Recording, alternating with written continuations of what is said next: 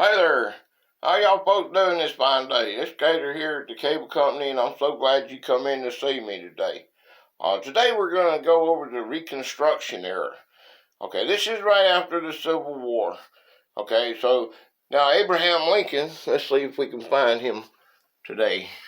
Okay, Abraham Lincoln, where you at? There he is, the 16th president, Abraham Lincoln. Get him back into the Union and to completely get rid of, abolish slavery. Okay, this is where we're going to today. So it's from 1865 to 1877, basically. Here are your presidents, besides Lincoln, that was in the 1865 to our 1918 that we're going at. Okay, now you got Lincoln. Lincoln, Johnson, Grant, Hayes, Garfield. There you see that. Arthur, Cleveland, Harrison, Cleveland, McKinley, Roosevelt, Taft, and Wilson. I know these by heart. You know, you got Lincoln, Johnson, Grant, Hayes, Garfield, Arthur, Cleveland, Harrison, Cleveland, McKinley, Roosevelt, Taft, and Wilson. Woodrow Wilson. There's your presidents that was in this time area. Okay, let's do this.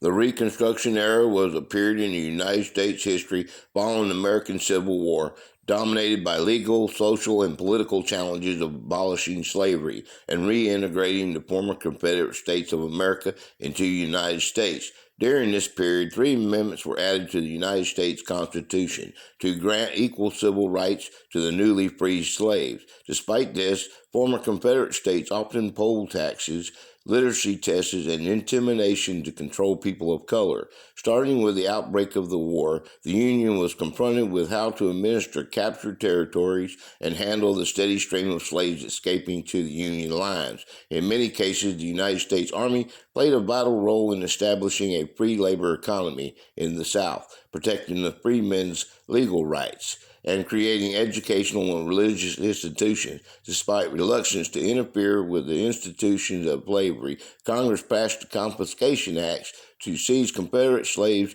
providing the legal basis for President Abraham Lincoln to issue the Emancipation Proclamation. Congress later established the Freedmen's Bureau to provide much-needed food and shelter to the newly freed slaves. The history of the United States from 1865 to 1917 was marked by Reconstruction Era, the Gilded Age, and the Progressive Era, and includes the rise of industrialization and the resulting surge of immigration in the United States. This period of rapid economic growth and soaring prosperity in the northern United States and the western United States saw the U.S. become the world's dominant economic, industrial, and agricultural power. The average annual income after inflation of non-farmer workers grew 75% from 1865 to 1900, and then grew another 33% by 1918. With the victory of 1865 over the Southern Confederate States in the Civil War, the United States became the United Nations with a stronger national government. The Reconstruction brought the end of legalized slavery plus citizenship for the former slaves.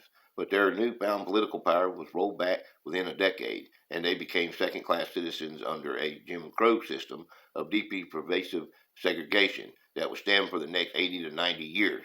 Politically, during the third-party system and the fourth-party system, the nation was mostly dominated by Republicans, except for 2 Democratic presidents.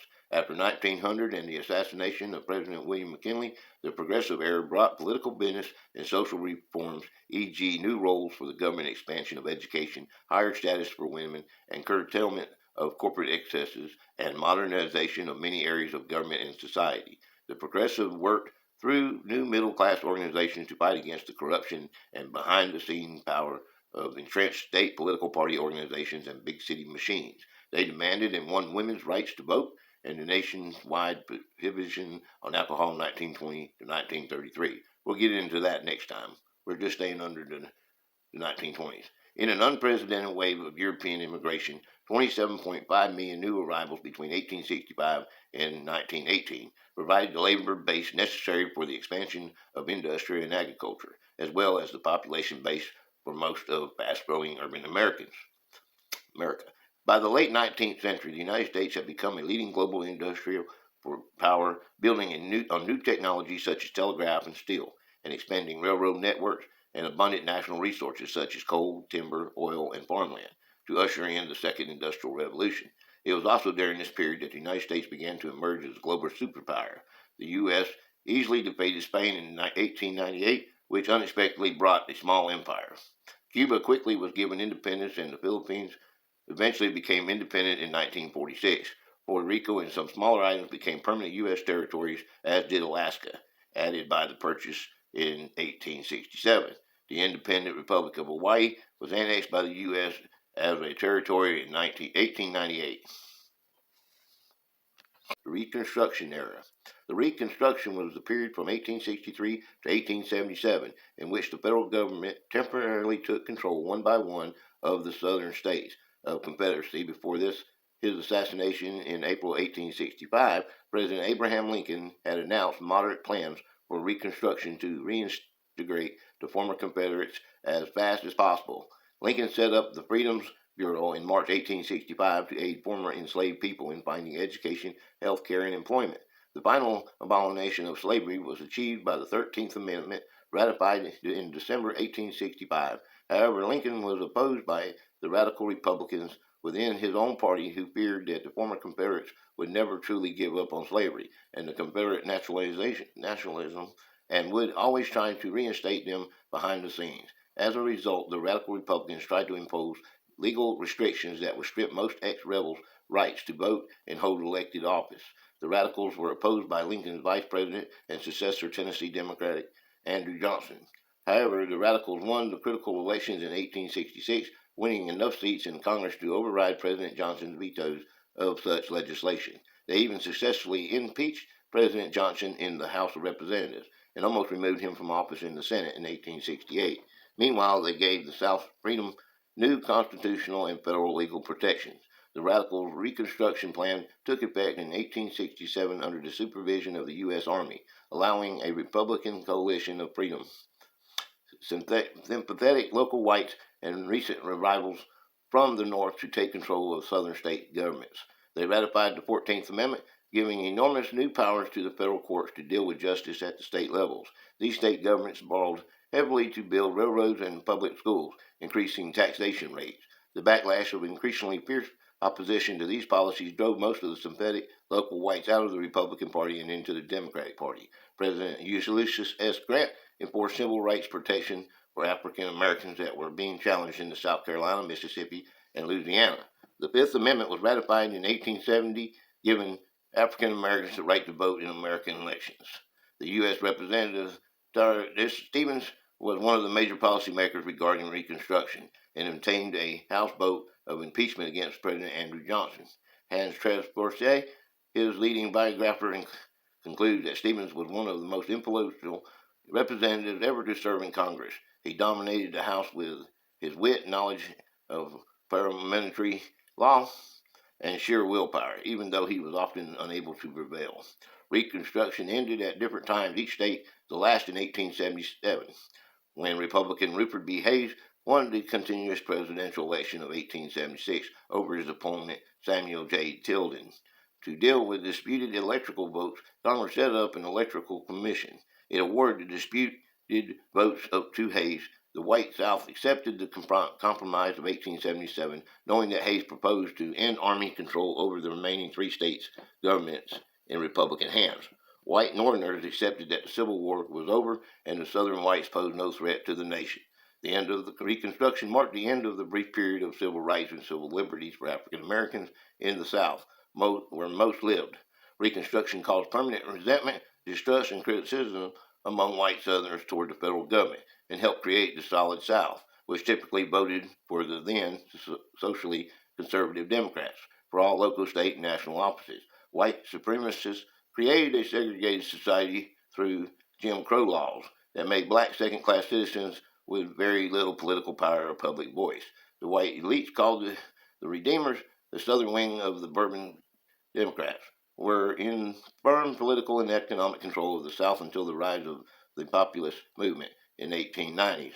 Local law enforcement would weaken rural areas, allowing outraged mobs to use lynching to redress alleged but often unprovoked proven crimes charged for blacks.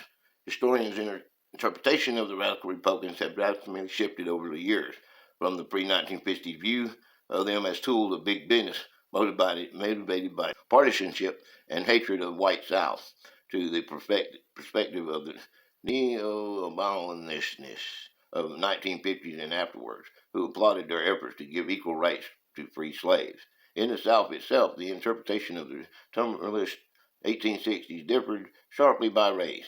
Americans often interpreted great events in religious terms. Historian Williamson following contrasts the interpretation of Civil War and Reconstruction in white versus black using Baptist sermons in Alabama. White preachers expressed the view that God has chastised them and given them a special mission to maintain orthodoxy, strict Biblicism, personally piety, and traditional race relations. Slavery, they insisted, had not been sinful. Rather, emancipation was a historically tragedy, and the end of Reconstruction was a clear sign of God's favor. In sharp contrast, black preachers interpreted the Civil War, emancipation, and Reconstruction as God's gift of freedom. They appreciated opportunities to exercise their independence, to worship in their own way, to affirm their worth and dignity, and to proclaim the fatherhood of God and the brotherhood of man. Most of all, they could form their own churches, associations, and conventions. These institutions offered self-help and radical uplift, and provided places where the gospel of liberation could be proclaimed. As a result, black preachers continued to insist that God would protect and help them. God would be their rock in the stormy land.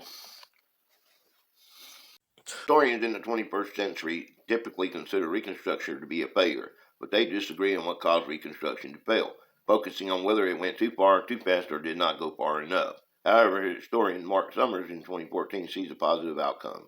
If we see Reconstruction purpose as making sure that the main goals of the war would be filled, of a Union held together forever, of a North and South able to work together, of slavery expurgated and sectional reveries confined, of a permanent banishment of the fear and vaulting appeals to state sovereignty, backed by armed force, then Reconstruction looks like what, in that respect, it was, a lasting and unprecedented success.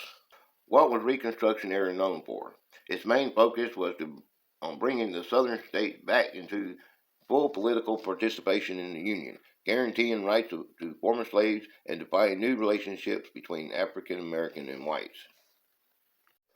Was the Reconstruction Era a success? Although there is a disagreement regarding the ultimate outcome and aim of the Reconstruction Era, many do agree that there were several notable successes during the period, including the passage and ratification of the 13th Amendment, the passage and ratification of the 14th Amendment. What were the events happening during the Reconstruction Era? Reconstruction key events: November 19th Gettysburg Address, November Union presidential election, November-December Sherman captures Atlanta, March to the Sea, April 9th surrender at approximate April 14th assassination of Lincoln, December 6th 13th Amendment ratified, March Congress passes Reconstruction Act. Why was the Reconstruction Era so short? Faced with violent opposition in the South and a retreat from the ideal of radical equality in the North, Reconstruction proved short-lived. It would take another century for the nation to begin to live up to its era's promise of equality for all of its citizens. What was the major result of the Reconstruction period? During the period, Congress passed 3 constitutional amendments that permanently abolished slavery, defined in birthright, citizenship, and guaranteed due process and equal protection under the law, and granted all males the ability to vote by prohibiting voter discrimination based on race, color, or previous conditions. What did the Reconstruction Era teach us? Reconstruction was no less than a revolution. Its political reforms laid the groundwork for a great expansion of democracy, especially in the changes of the Constitution. 3 amendments ended the system of slavery, defined citizenship in the country, and prohibited racial discrimination in voting. What was the biggest failure of Reconstruction? Reconstruction failed in the United States because white Southerners who were opposed to it effectively used violence to undermine black political power and force uncommitted with Southerners to their side. What were the consequences of the Reconstruction? Like an earthquake, Reconstruction shook Southern society's foundation, then subsided, but it left the national landscape forever changed. Out of Reconstruction came the first statewide public school system in the South, as well as hospitals, centuries, and silence. How did the South change after Reconstruction? Southern agriculture gradually changed and improved. New methods of farming allowed people in the South to raise large crops. Northerners invested large sums of money to build railroads and factories in the South. As a result, people began moving from the farms to the cities looking for jobs. What were the three most impactful advanced outcomes of Reconstruction? The Reconstruction era redefined U.S. citizenship and expanded the franchise, changed the relationship between the federal government and the governments of the states, and highlighted the difference between political and economic democracy. Why did Reconstruction end? While many factors led to the end of Reconstruction, the official end is generally attributed to the Compromise of 1877. The compromise resulted from a long process that included political turmoil, continuing division over race, and economic difficulties. What was the biggest challenge during the Reconstruction era? The most difficult task confronting many Southerners during Reconstruction was devising a new system of labor to replace the shattered world of slavery. The economic lives of planters, farmers, former slaves, and non-slave holding whites were transformed after the Civil War. What went wrong during the Reconstruction era? As the 1870s continued, support for Reconstruction throughout the country began to wane. The combination of white intimidation, a significant economic depression in the South, and the Democratic Party winning control of the House of Representatives in 1874 resulted in the Reconstruction beginning to fade away. What was the most important change that occurred during Reconstruction?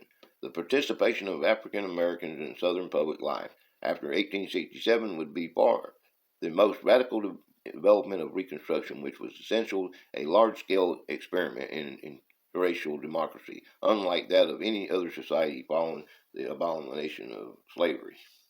What events happened after the Reconstruction era? After the end of the Reconstruction, racial segregation laws were enacted. These laws became popularly known as the Jim Crow laws.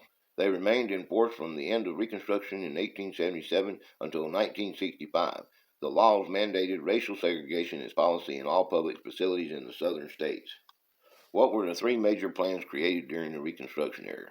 During the Reconstruction era after the Civil War, there were three different plans proposed to reinstigate the southern states back into the Union and address the issues of newly freed African Americans.